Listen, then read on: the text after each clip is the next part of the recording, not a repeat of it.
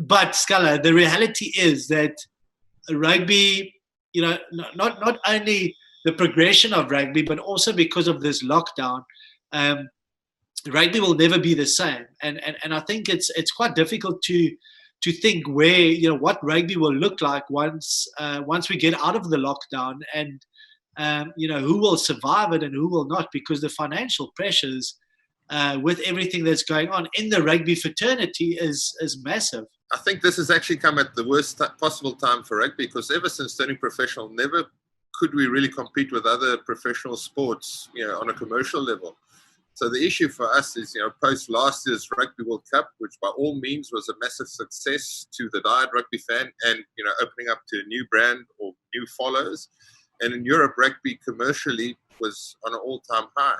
Obviously, this comes at a bad time now, because rugby has now lost all that momentum. So we've got this lockdown, and the issue with this is the financial implication, not only on certain teams or competitions like we see with the ARU or Sanzar down here and SA Rugby, your players potentially sitting on a 40% pay cut.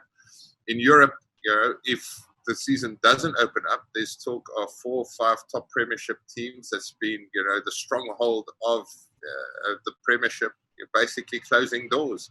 So rugby as we know it, if rugby doesn't start getting played this year, I think it's going to look completely different. And it's sad, and unfortunately it's very hard on the rugby player, because unlike certain people who's maybe a dignitary or a doctor, their careers are going to carry on forever, or they can change their job.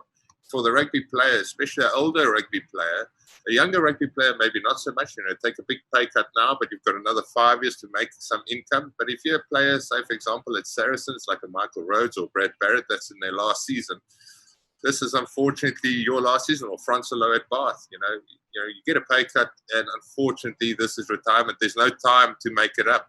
So I think, the ramifications of this lockdown is massive, and I don't think we would quite understand the extent thereof until that's all done.